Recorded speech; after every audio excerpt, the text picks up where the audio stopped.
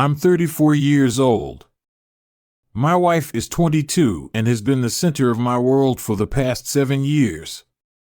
When we first met, it felt like destiny. She was my perfect match, and I was hers. We shared the same passions for sports, entertainment, social issues, and even travel destinations for years. Our life together was blissful, but slowly, things began to shift. Things started to change. My wife, who was always warm and open, became distant.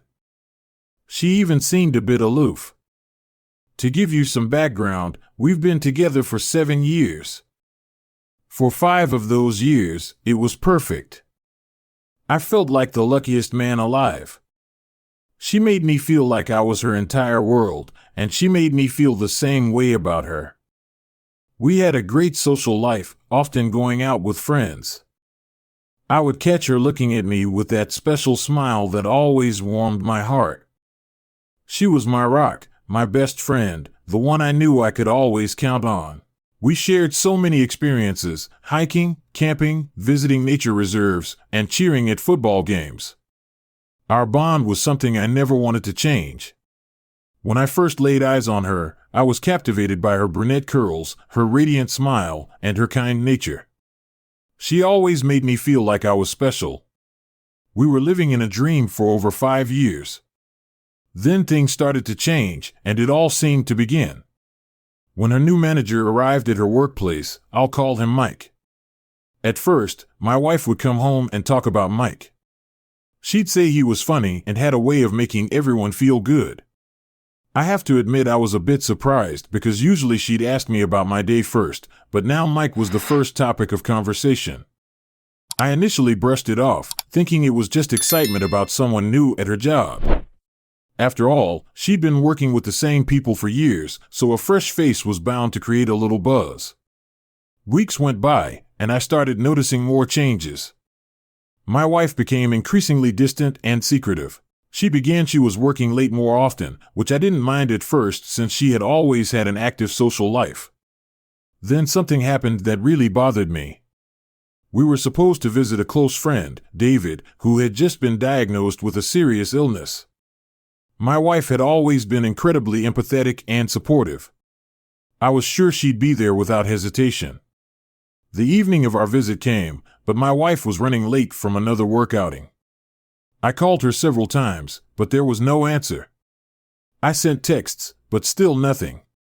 After waiting a while, I decided to go to David's place alone. We talked about how he was coping. It was heartbreaking. David is a great guy, and it felt so cruel that he had to go through this when I finally got home. I was furious. My wife still wasn't back, and she hadn't even tried to reach out. I was worried. Had something happened to her? I called one of her colleagues, Jenny, who I got along with quite well. I asked Jenny if my wife was still out with her. She said she was, but that she'd left earlier, leaving my wife and Mike behind. I was pretty mad. How could she skip visiting our sick friend for someone she'd only known for a short time? I kept telling myself there had to be some explanation. When I finally got home, I was waiting in the living room. My wife looked at me with concern and asked, "Is everything okay?" I could only think of one word, David. She looked genuinely shocked. "I lost track of time with work friends," she said. She seemed sincere, and she and David were close, so maybe she really had just. I forgot to ask her who she'd been out with that night.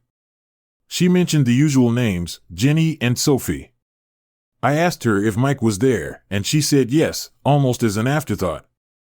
I asked her if they'd stayed out until the end, and she said they had the next day. I was still angry. My wife she'd never lied to me before, and she'd never let me down like this. I couldn't believe she'd ditched our sick friend for a guy she barely knew. Over the next few days, she continued to grow more distant. She was coming home even later, and our once close connection was fading. She was always on her phone. When I asked her who she was texting, she casually said, "Just a friend from work." I asked who she was texting. She said it was just a friend from work. I asked if it was Mike. She said no, But what if it was? I'd never seen her so defensive. I told her it seemed like she idolized Mike. I pointed out how her face lit up when she talked about him. She'd even forgotten about David. She seemed surprised, but said I don't idolize Mike. He's just a friend, and I've already apologized to David. But that wasn't enough for me that night. While she slept, I did something I'm not proud of. I checked her phone and found messages after messages, all explicit. I took photos of the conversations. I wanted to be sure, so I checked her phone. It was all there, the messages, the late nights, the coldness. I was starting to think I was wrong. I told a friend about my suspicions, and he suggested I try something new, like surprising her with a special dinner. I liked the idea, so I texted my wife and asked if she was free after work. I spent the day preparing a nice meal, a bottle of wine, and flowers. When she got home, she looked at me with sadness in her eyes. She apologized, saying she had forgotten about a colleague's surprised birthday party and that it was the only night they could celebrate. I felt crushed. She left almost immediately, leaving me with nothing but anger and frustration. I knew then that I needed proof. I couldn't ignore the signs any longer, so I decided to install a tracker in her car. I told her I was working late, so she wouldn't suspect anything when she got home. I watched from a distance as she arrived. Then she left again shortly after. I followed her to a secluded parking lot where she met with Mike. She got into his car, and it was clear what was happening. I recorded the whole thing, knowing I needed this evidence. The next few days were surreal. She acted like everything was normal, smiling at me and holding my hand. I saw her hand on his hand at breakfast, but I knew better. One day while she was at work, I decided to search through her things in the back of her drawer. I found an iPad I didn't recognize. It wasn't password protected, so I took a look. What I found devastated me: photos and videos of my wife with Mike, some with other people in explicit situations. The worst part was seeing her with a man I knew to be a bigot. He held vile beliefs that she and I had always condemned. How could she do this? What did she see in him? Seeing her do things with him that she never did with me was a pain I couldn't describe. I watched all the videos. I know I shouldn't have, but I did. I copied everything, photos, videos, for evidence. I knew I had to end it, but I couldn't understand why she did it. Why did she reject me when it came to exploring fantasies, but be willing to do all of this with him? What made him so special? Why was she into a man she said she hated me? I talked to David about everything. He's a good man and a true friend. He was shocked and disgusted, even though he'd noticed her change too. I told him I wanted a divorce, and he agreed that I had more than enough reason. He advised me against confronting her or Mike. He said it was pointless because she'd already. He told me I needed to start over and find someone who was genuine, not a mirage of the woman I married. David hates bigots as much as I do, and he was just as shocked as I was that my wife had done this. He's known her even longer than I have. Talking to David gave me a sense of control for months. I felt like I was at her mercy, afraid to uncover the truth. I didn't confront her more sternly because I was scared of what I'd find. But after the photos, videos, and texts, I knew what I had to do. I went to a lawyer and started the process of filing for divorce. I had enough. My wife continued acting as if nothing was wrong. She was still on her phone all the time. She was still going out late, presumably with him, but I didn't care anymore. I just had to wait 3 weeks for the papers to come through. When they did, I decided it was time to move out. Luckily, we were renting, and our lease was up in 3 months. I was prepared to pay until then, but I needed the day finally came. She went to work, and I told her I had to go in later to cover for someone. She didn't even say goodbye. It was the first time in months that she hadn't given me a hug or a kiss. Once she left, I packed up my essentials and left the divorce papers on the kitchen table along with my wedding ring. I got a ring from my old college friend Mark, who lives in another city. I was grateful for the distance, and for being far away from her, and from our shared social circle. I didn't want anything to do with any of it. I told my parents what had happened, and they were shocked, but supportive. I didn't go into all the details. There was no need for me to do anything. All I could think about was that I was free. I assumed she would be relieved, considering how things had been between us. I hoped we could get a quick divorce and move on with our lives. Later that night, my phone started blowing up with calls and texts. It was my wife. I was surprised. I thought this was what she wanted, but I was wrong. I didn't answer her calls and ignored her messages. She kept sending the same thing: "I'm sorry. I love you. Please, can we talk?" This went on for hours, so I eventually blocked her number and deleted all my social media accounts. I spoke to her lawyer about getting her to sign the divorce papers, but she hadn't signed yet.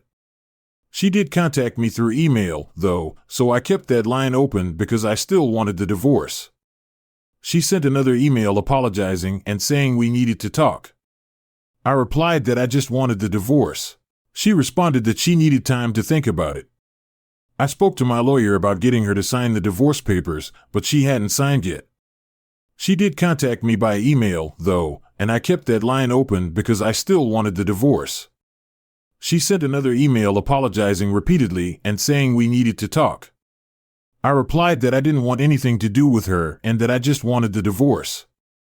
She responded that she loved me and that she didn't want to lose me. She said she didn't want a divorce because she loved me and that my leaving had nothing to do with her. It's funny because I never told her why I left, but she knows she's guilty. I spoke to Mark about it, and he said I could stay with him as long as I needed. I'm thankful for that, but he did point out that eventually I would have to face her.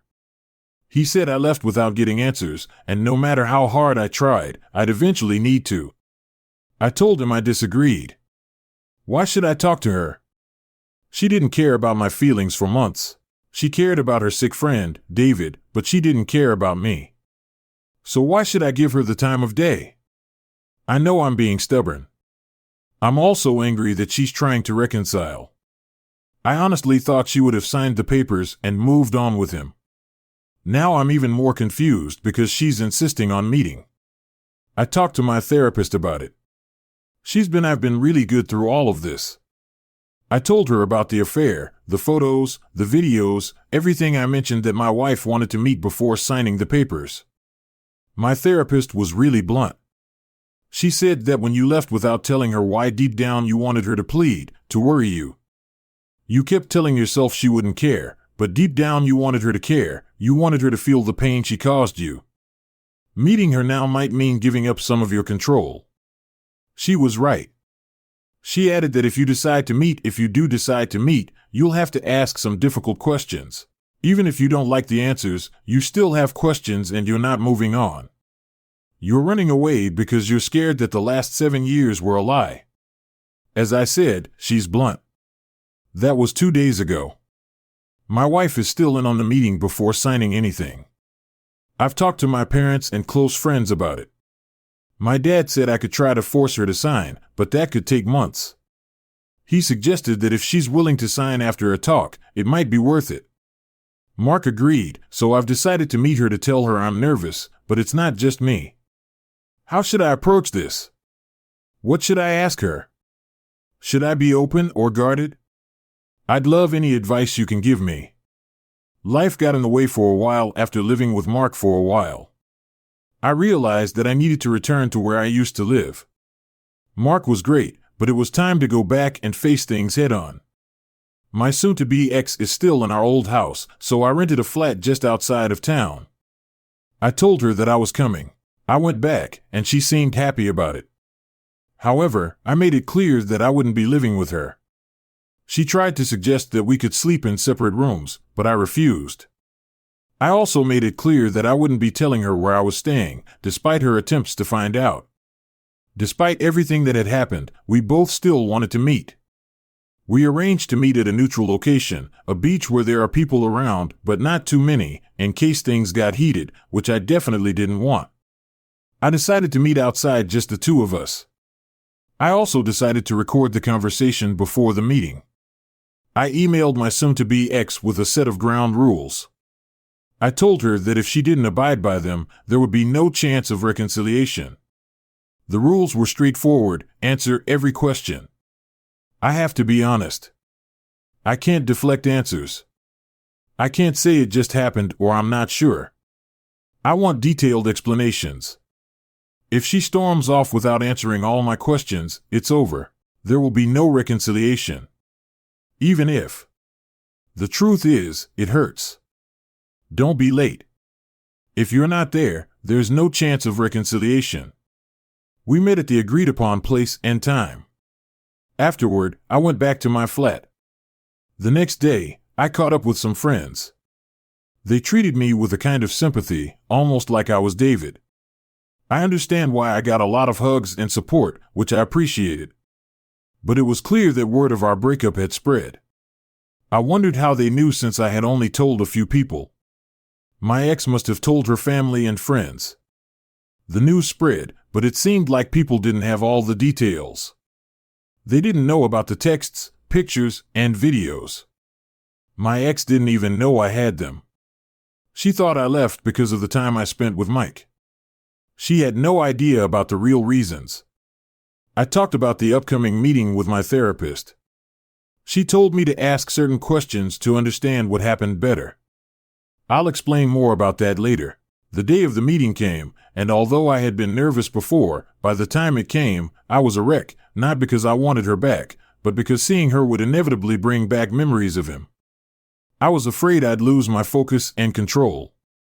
I arrived at the beach early, really early. The day was perfect, sunny, people out for their morning walks.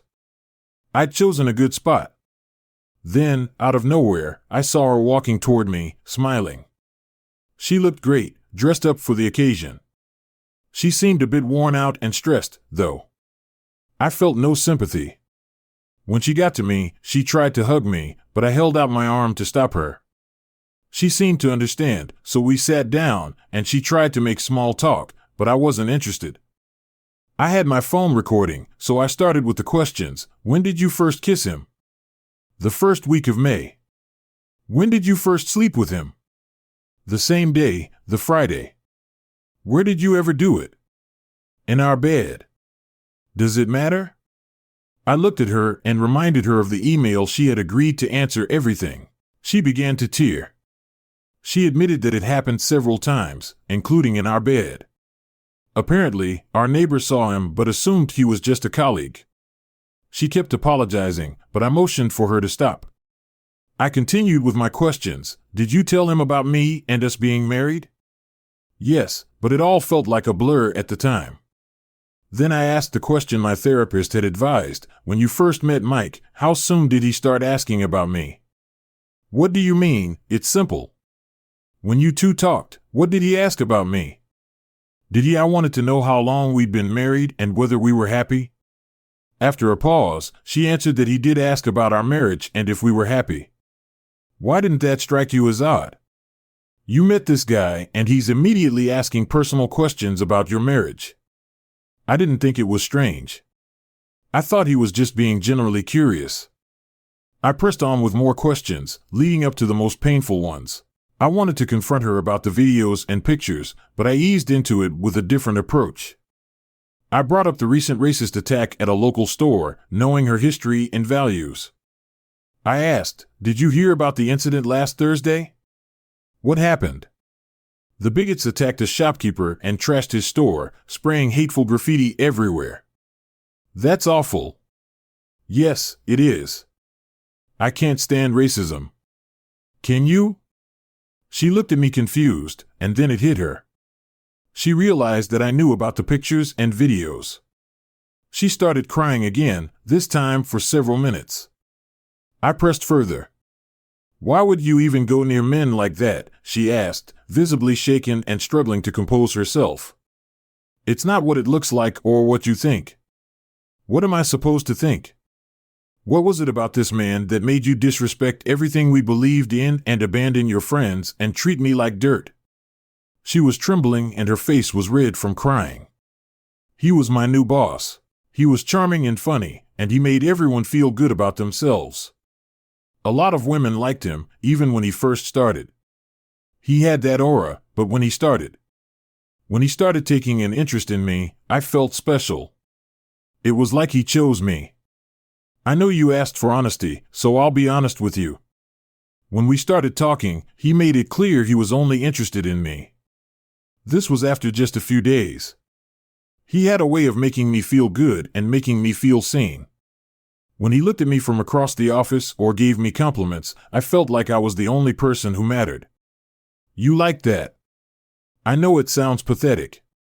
I was weak, but that's how it was. When he started, he was good.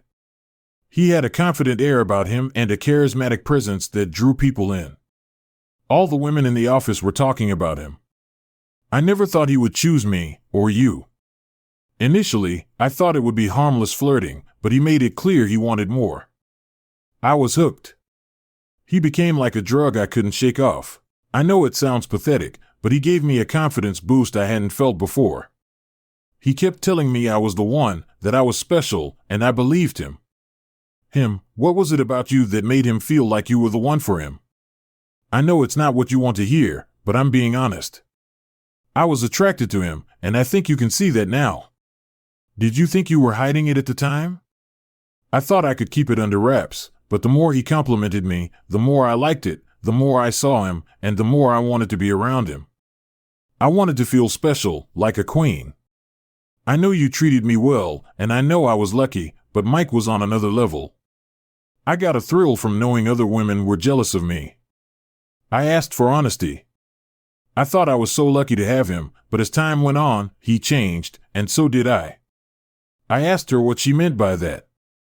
He was very specific in what he wanted. He got to know me and then pushed me to do things I didn't like. Those videos and pictures were his idea. I knew about his friends' beliefs, but I didn't want to challenge him. I didn't want to upset him because he'd say he also said things like, if you can't make me happy, someone else will, and that I should be grateful for his attention. I was so scared that I went to extreme lengths to keep him happy. I wanted to make him happy, and nothing else mattered. I told her, yes, I saw that, but what about our fantasies? I know, but as I said, he was a drug. I couldn't quit. The more I saw him, the more I believed him when he said you were holding me back. He made me believe you didn't respect me. I know it's not true, but I was hooked on his lies. That excuses how you treated me, bailing on dinners and our plans. I'm not asking for forgiveness. I know I don't deserve it. I was awful to you, and I'll never forgive myself. At the time, I couldn't stop. He kept telling me I deserved more and that I should be treated like a queen. So the more he spoiled me, fancy dinners, VIP shows, expensive jewelry, the more I resented you.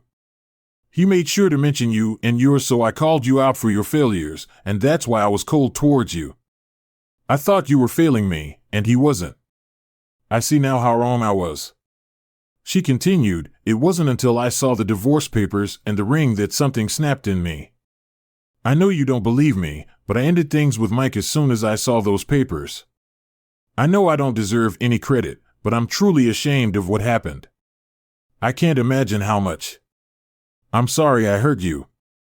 I know I neglected you and made you feel worthless, but I didn't see it until it was too late.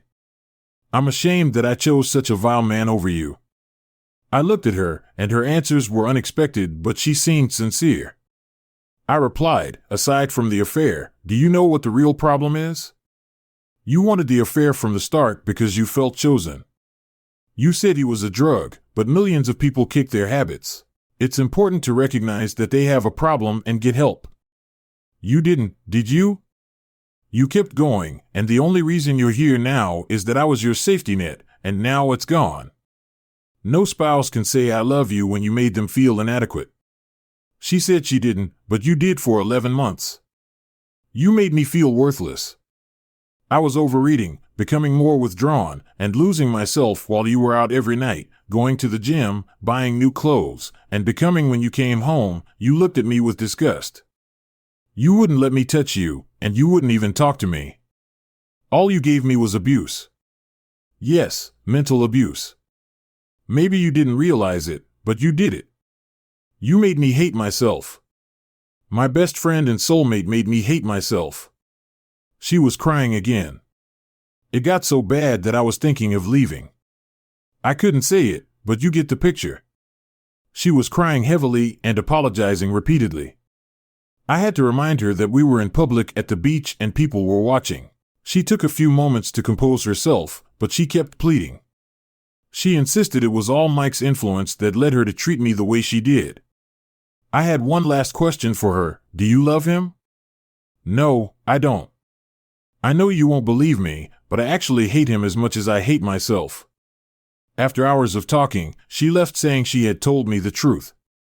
I told her we were in public at the beach and people were watching.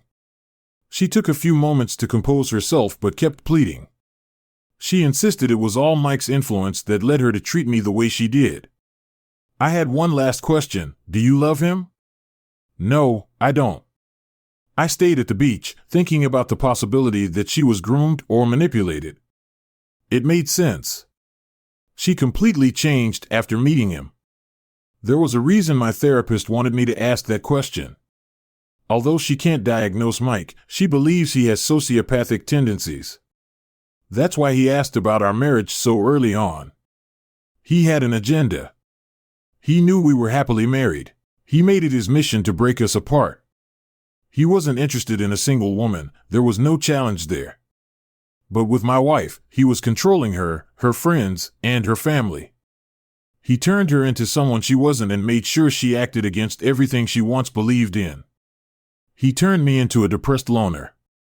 My therapist explained that's why I didn't confront her after discovering the texts and videos.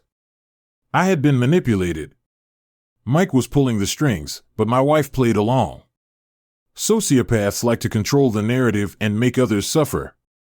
When I followed her to the parking lot, he probably knew I would. If I had confronted them there, my wife would have sided with him, and he would have won. People with sociopathic tendencies have no empathy.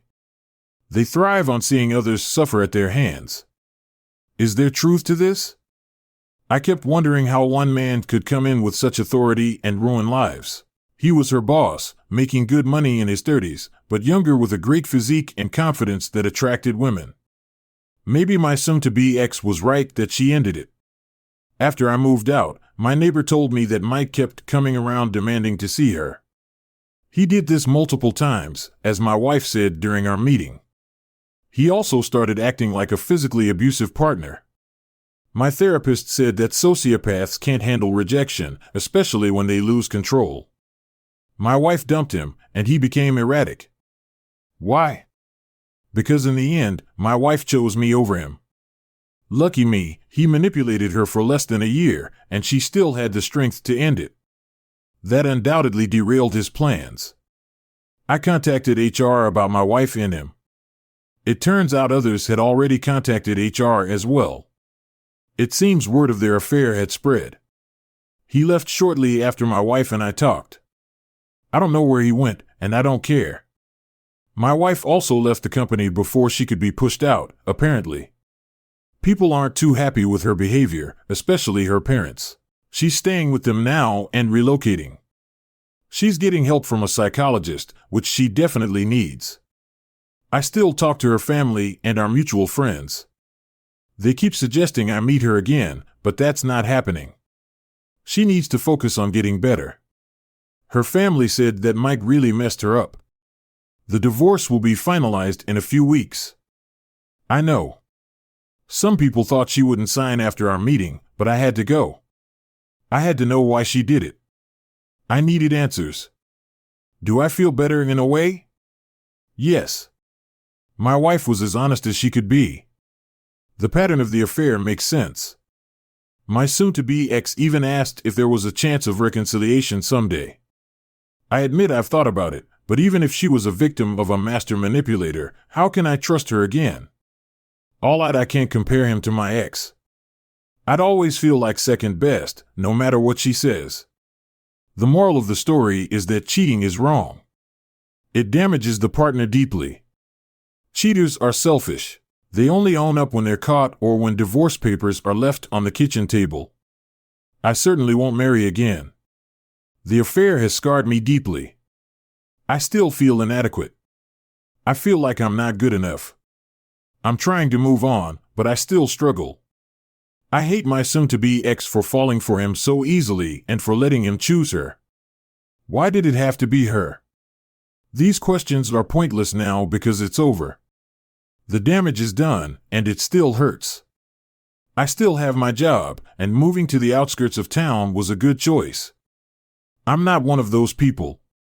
I understand why some people move thousands of miles away, but I have a good job and a solid social circle, and I don't want to lose that. If I relocated completely, it would feel like they'd won, and I refuse to be a victim. My therapist said it will take time to heal, so I need to be patient. I enjoyed today's tale, and I'd appreciate it if you'd hit the like button and share your thoughts. Don't miss out and subscribe for a new story every day.